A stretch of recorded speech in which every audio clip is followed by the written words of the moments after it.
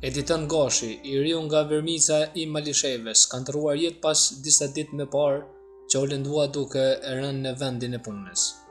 Lajmin e kanë bërë të ditur banorët e fshatit Vërmicë, përmes një postimi në rrjetet sociale në Facebook, ku thuhet se i ndjeri ka lënë pas vetes bashkëshortën dhe 2 fëmijët e tij. Varrimi i Editon Gashit do të bëhet në orën 17 në varrezat e fshatit Vërmicë.